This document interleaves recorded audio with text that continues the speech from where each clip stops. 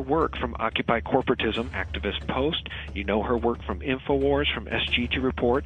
Everybody is picking up Suzanne's material. Suzanne, welcome. Thank you for having me. Suzanne, you're really a great writer. I really have to give you kudos on your Thank research, you. your hyperlinks, your vetting, your information, and that's why everybody is picking up your articles, because they're very, very detailed, but you're talking about some very scary things. We do that too here at SGT Report. I talk to a lot of smart people. I spoke with James Wesley Rawls not too long ago, who said, and I quote, "We're entering into an age of deception and betrayal by our own government." And Suzanne, that's basically what you've been writing about across the board, whether it's vaccine information or your article titled U.S. Army Tactical Manuals Describe How to Control Domestic Insurrection. Why don't you let people know why you wrote that and what it means? I wrote that because there's a bunch of articles that have come out. It started with Rex 84, and it's turned into a bunch of manuals and a bunch of executive orders that put in place martial law. And the military likes to perform war games, so that's why we're seeing military on the streets practicing. They are actually practicing. The tanks that we see on the streets and the National Guard patrolling neighborhoods and the practices that they're doing with our local police department, this is all in preparation for martial law, so that when they do actually lock down the country, they've got everything secured. People that don't run in these circles and to whom this information is new, Suzanne, they love to say that we're all conspiracy tinfoil hat-wearing nuts because we still live in a republic. But I think what we're starting to see, for anybody who is objective at all, is we're seeing a totalitarian system now unveil itself. And ever since essentially 9/11 happened, it's been more and more of these draconian measures that are leading us right down the road to martial law. What do you think will be the cause of the declaration of martial law? Will it be a financial collapse or something altogether different? We've seen a lot of false flags. What do you think would be the cause of martial law? Well, I had written an article earlier this week from a U.S. Marine informant and also a Deutsche Bank informant. And in 2008, we should have collapsed. We should have gone the way of Greece. The only reason why we didn't was because the global elite and the banking cartels put it off on the Eurozone and collapsed the Eurozone in order to gain sovereign debt. Sovereign debt is when you actually own the physical land. You don't just own the buildings, you don't just own the people and the money. They're extracting wealth so that the only thing that the governments will have left to give them is the actual land that they own. While they're doing this, they're amassing this wealth in order to redirect it toward martial law endeavor, and not just in America, but globally. They want to lock down every country and force us into global governance, eventually force us into a global reserve currency that is like the Bancor that the IMF has been pushing. So in 2008, when Hank Paulson went to the Congress and said that they had to bail out the banks for $700 billion or martial law would be declared, they weren't lying. They went ahead and passed that, and they gave this money to the Chinese. But the Chinese, since then, have been backing their currency, their fiat currency, in gold. And China's been doing this, India's been doing this, and Russia's been doing this. Okay. So this is just to confirm that I'm here trying to make a mortgage payment in cash. I have $1,380 sitting in front of me for a $1,371 mortgage payment. And Bank of America is rejecting a cash payment of my mortgage here in Lakeport, California. Is that correct? So you need to turn that off. Is that correct? You need to turn that off, sir. This is what I've just been told. Bank of America has just refused to accept my mortgage payment in cash and is insisting on a kind of a wire transfer. Apparently, in America, cash does not pay the mortgage anymore, is what I'm being told today in Lakeport. If you go back in history, the reason why we went after Gaddafi was because he was presenting the dinar, which was a gold-backed currency that he was getting together with other countries like in Africa. He was going to subvert the global reserve currency, which is the U.S. dollar, and destroy its complete value by backing it with gold, because the central bankers haven't dealt in gold since 1934. So in order to avoid all of this, the central bankers are going after Iran right now, and that's what this war is about, to try and stop India and China and Russia from buying Iranian oil with gold. Because if they destroy the global reserve currency, which is the U.S. dollar, then what we're going to have is we're going to wake up one morning and we're going to be like Greece. And that's going to cause complete panic in this country. So since they already set off the financial time bomb in the Eurozone, they know that it's just a matter of time before it hits our shores. So they're preparing for it. That's why we see all the movement on the streets. People are seeing tanks being moved in Burbank, California. They're seeing, in their forested areas, they're seeing police, military, escorting them off the property. National forested lands. This is public land, supposedly. By the way, it's owned by UNESCO, and it's a World Heritage Site, so it's actually owned by the UN. But anyway, people are seeing military on their streets. In Anaheim, California, they announced that because of the protest, it was a state of emergency, which I feel is a code word for martial law. I think they're trying to beta test to see if they can go ahead and lock down the country by doing it incrementally through different stages, causing problems, problem, reaction, solution, causing problems in cities, and then go ahead and locking it down and seeing how it works, kind of like a war game. One thing I forgot to mention was through the Deutsche Bank informant, I was alerted to the idea that they're going to possibly create like an internet virus that would attack the banking system, you know, like they're using Flame and Susnet. And there's a new cousin of these two that is going around Iran. Mm-hmm. And what they would do was, on a Friday afternoon, they would say, well, we have to shut down the banking system because there's a virus in all the banks. You won't be able to use your ATMs over the weekend, but on Monday morning you'll be fine.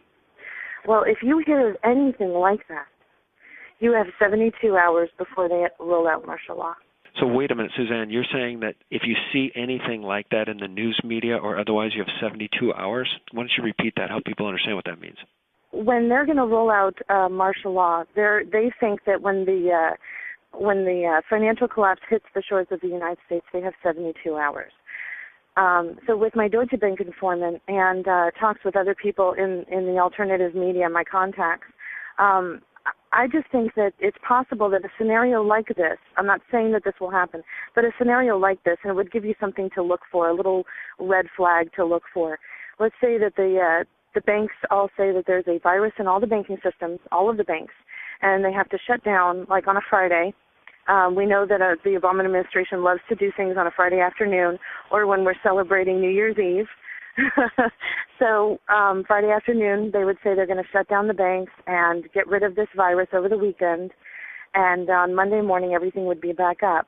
Over the weekend, you wouldn't be able to use your ATM or pay any bills online, but everything will be fine on Monday morning. That is your red flag. You have 72 hours from that moment to do whatever you were planning on doing, get to wherever you were planning on getting to, hunker down whatever you were planning on hunkering down, because they're going to unroll martial law in 72 hours from that moment, whatever scenario they intend to unroll. And I believe that it has to do with the banks, because they're stealing money from us left and right. In fact, I've gotten reports from insiders that they're taking money out of private checking accounts. They're also stealing heirlooms. The Bank of America has stolen heirlooms out of people's safety deposit boxes and ship them from one coast to another, and then claim that they didn't know that it wasn't that it was this customer's property, and then they'll send it back, but they never do. They're trying to squeeze out as much money as possible. And with MF Global and John Corzine, that was a beta test to see if they could take secured customer funds and get away with it, and they did. They're coming for our private checking accounts next. They're looking for as much money as they can to fund this not only domestic but global police state. So like I said, if you hear of anything with the banking industry, and I personally think it might be a false flag with an internet virus or a virus in the banking system as far as their computers go, then you have 72 hours from that time to go ahead and do what you were planning on doing. Wow. Well, I mean, we don't know if that will happen, but if it does, if people see these signs that Suzanne just talked about, Suzanne, you may have just saved some lives. I mean, for those who live in inner cities, in big cities, in scary places, be it downtown Chicago, New York, L.A., you may have saved some lives. People can get out if they have 72 hours. If they don't have but a couple of hours and there's traffic jams, they're not going anywhere. That's really frightening information. Let me ask you this. In your article from earlier this week, titled DHS and U.S. Military Make Final Preparations Before Announcing Martial Law, about 6 paragraphs down you wrote, the acquisition of armory by the DHS and contracts for bulletproof glass for checkpoint booths to be positioned strategically throughout the nation on public highways have heightened awareness that the U.S. government is preparing for a well-planned domestic military action. DHS armored vehicles have been sighted on highways in Kentucky and across the country, I might add. I guess what I'm wondering, Suzanne, from your expert view, do you think that the military could actually lock down this country? We're geographically gigantic. They had a hard time locking down Baghdad. The reality of this is that the PSYOP, I think, is against the people, to get the people to stand down before any of this ever happens. Because if they move on Chicago or any major American city, it's going to send a message to the rest of the patriots in this geographically huge country that it's time to take action. It's time to embrace the Declaration of Independence and throw off these despots.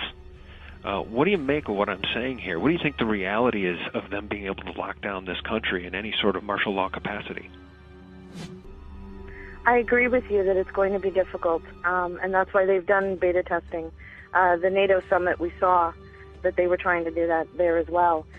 They've allocated foreign troops. They've been training with the Polish army and the Russian army. The Russian army has shown up in Colorado. There have been reports that the Russian army have been starting the fires. And the reports that I got, that I put in that article that you just mentioned, the fires were started right in front of areas that were militarily secured.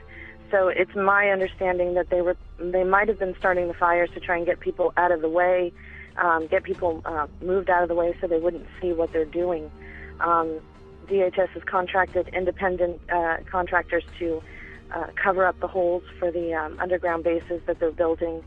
So their use of foreign troops, which goes right back to Rex 84, back in the early 80s, I don't think they're going to have a problem. They're going to bring NATO forces onto the streets and to work with them, and that doubles or triples their military capacity. I think they're going to definitely try this. I think they're going to use foreign troops along with them. The foreign troops also serve 2 purposes. They're extra security, and also if something does happen, well, they can blame it on the foreign troops. You know, they can say, oh my God, the Polish army was here. Oh, the Russians were doing this. We should go and get the Russians now.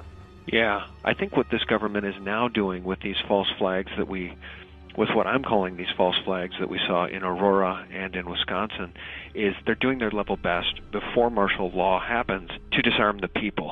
What do you make of what I just said there, and what do you make of what I'm calling false flags in Aurora and Wisconsin, Suzanne? They are definitely false flags. James Holmes had ties all the way going back to his grandfather with DARPA and mind control techniques, and he was studying mind control.